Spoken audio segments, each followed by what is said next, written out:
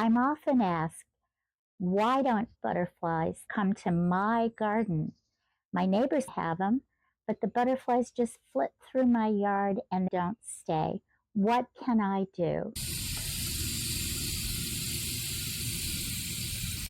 Hi, Alice here, sharing gardening information and gardening tips from over 50 years of practical gardening experience and master gardener training. This video is about attracting butterflies to your garden so that you have the beautiful garden that you love. Join me and I'll show you how. And if you stay until the end, I'm sharing 3 bonus gardening tips that can 3x your gardening success. Attracting butterflies to your garden has never been easier when you follow the 5 steps to success. Butterflies are those magical creatures. We love to watch them flitting around our yards. We want them in our gardens. We're going to cover the 5 steps to creating a butterfly-rich garden so that you can enjoy them and have a beautiful garden that you love. Step 1, sun. Butterflies are cold-blooded creatures and they need sunshine in order to dry off and fly. So you need to know what the sun's like in your yard. Are you full sun? And that would be 6 hours or more of sun per day. Or do you have 3 to 6 hours of direct sun and the rest of the time kind of shady? Some butterflies actually prefer full sun. They do their nectarine in full sun.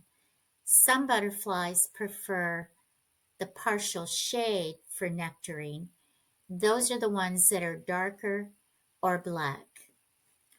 It's helpful to know when and where your afternoon shade comes in across your yard because that will determine if the spot is going to be too shady or it's good for planting full sun plants. So know your yard. First, step 1 was sunshine. Step 2 is host plants. Butterflies require host plants. They're searching for both nectar plants and host plants because their goal in life is eggs. The nice thing about a passion flower vine as a host plant for the Gulf flitterraries is a lot of foliage. If there are a lot of caterpillars, they don't have to worry about running out of food. The leaves can provide some extra protection from their predators. Who are the predators? Birds. Birds are always searching for insect protein to feed their babies. Baby birds require over 90% of their diet, some say 95%, as insect protein. The largest source of insect protein is caterpillars. The other plant is curly leaf parsley. There are some eastern black swallowtail caterpillars on this plant. They are efficiently stripping the leaves. Passion flower vine information in case you're interested in adding it to your garden. The vines grow up to 10 feet long, so it's great to have a trellis or on some kind of a garden fence. Curly leaf parsley is my favorite host plant to use in my yard for a couple of reasons. First reason, I can always find it in the nurseries. The second reason is that we have a lot of eastern black swallowtails in my area, and they prefer this parsley. I've tried the Italian parsley and the flat leaf parsley with no success. Step 1, sun. Step 2, host plants. Step 3, nectar plants. Adult butterflies are always searching out nectar plants because that's their source of energy that they need to fly. And they're flying to get energy and to lay eggs. But there's something special you need to know about nectar plants if you're going to be successful with butterfly gardening. Step number 4 is know colors that are preferred by butterflies: pink, red, orange, yellow, blue, and purple.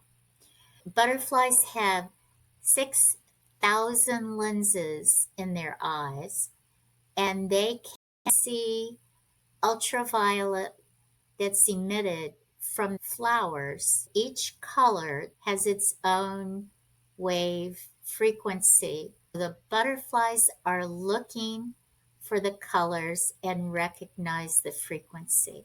This is why it's important that you have the right colors in your butterfly garden to be successful. There's always an exception. Here's an eastern tiger swallowtail feasting on a hanging basket of white flowers called fan flowers.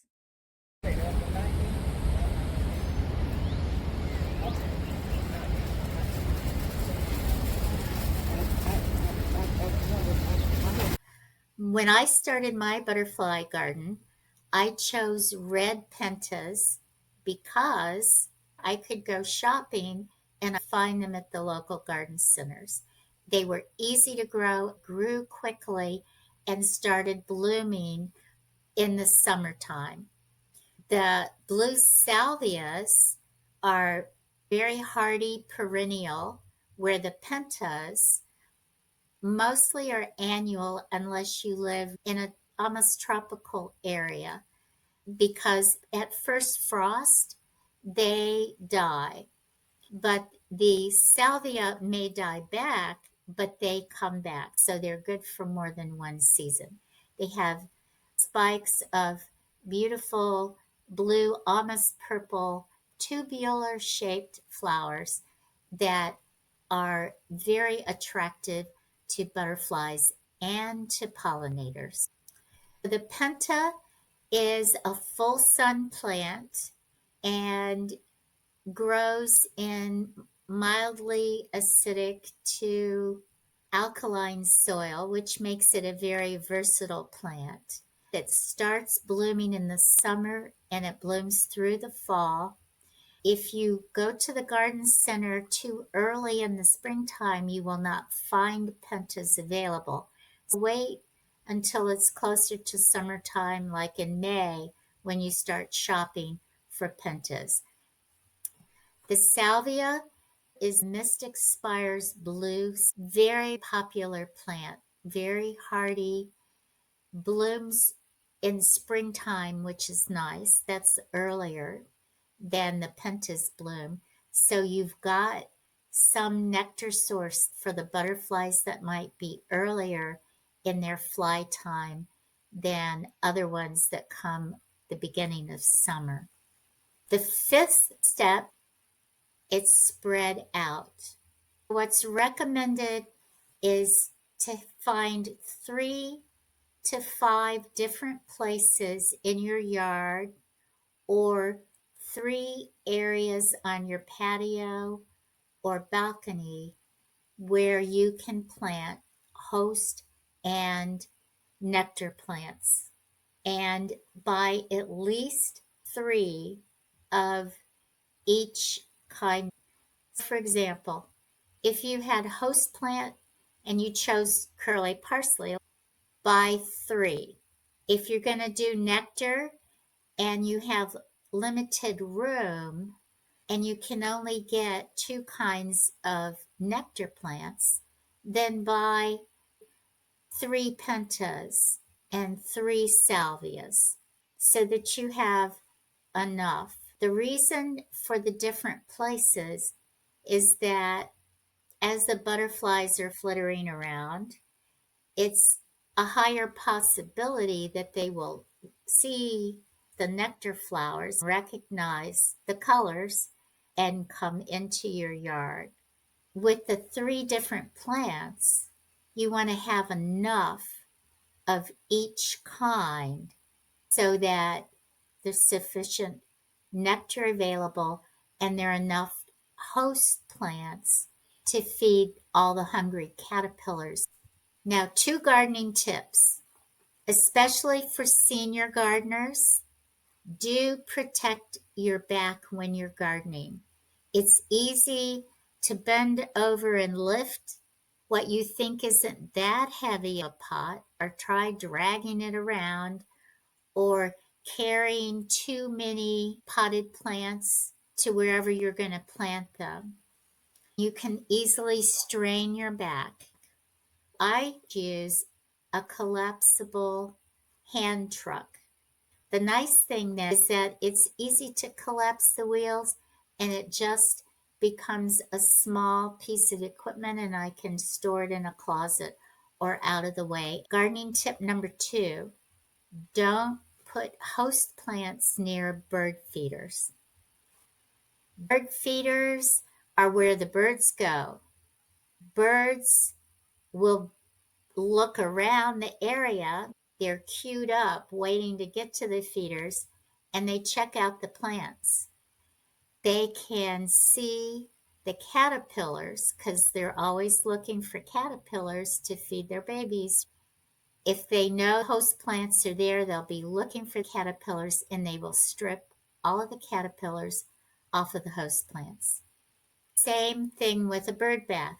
They go, they perch on the bird bath. They may drink some water or wash in the water. Then many of them perch on the rim, and I've watched them. They scope out the area around them. And if there are host plants planted around there, they will see the caterpillars and strip caterpillars. So 5 steps: sun, host, nectar plants, preferred colors, and 3 to 5, spread your plants around and have enough of each kind. I have bonus tips to make you a successful gardener. Tip number 1 relates to butterflies. Match the structure of the flower with the common butterflies in your area. Some butterflies prefer tubular flowers, and some prefer to nectar on open face flowers. Buy one grouping of nectar plants that are tubular and one grouping that are open face. That way, you will attract more varieties of butterflies. Bonus gardening tip number 2. This is a critical piece of success. Match the plants that you buy with the soil that you have. Do a soil test. The best and most reliable source of soil testing information is a university-based soil laboratory. And where do you find those? At land-grant universities in your state. Soil pH is important. You need to know how acidic or how alkaline your soil is, because that will determine whether your plants can absorb certain nutrients in the soil, like iron. The texture is arrived from the soil sample by looking at the particle size of the soil that you send in. The larger the particle, the faster the water filters through the ground, and the more watering you need. For example, sand is the largest particle. Clay is dense and holds water. Sand does not. When they're determining the texture of your soil, it determines your watering needs. It determines the workability of your ground. If you have a lot of clay, it's going to be heavy, dense soil, and you may need to buy soil improver or put in more compost or things to help loosen up the soil so it's easier for the plant roots to spread and grow. And finally, the texture of your soil, the composition of your soil determines the fertility, what kind of nutrients are available, and what kind of fertilizer you may need. Knowing this information helps you become a successful gardener. Get a soil test. Call your local cooperative extension, part of your land grant university in your state, get instructions and materials for your soil test. Bonus tip number 3, match plants and water. Some plants like it wet, some plants like it dry. Do not plant wet and dry plants in the same gardening bed because you will overwater the dry ones. You can get root rot and pest problems. I have 2 information sheets that I've made for you. They're PDFs, they're free. Just check below and download them. The first one is reference sources for more information on butterflies. And the second one is called Butterfly Garden Worksheet. If you go shopping, use it to give yourself ideas for what to look for in the garden centers. Share friendly comments with us about your experience with butterfly gardening. Thank you for spending time and watching this video. If you found it helpful, please hit the like button, and I invite you to subscribe to the channel because Gardenier can thrive. Thanks again, and I hope to see you in the next video.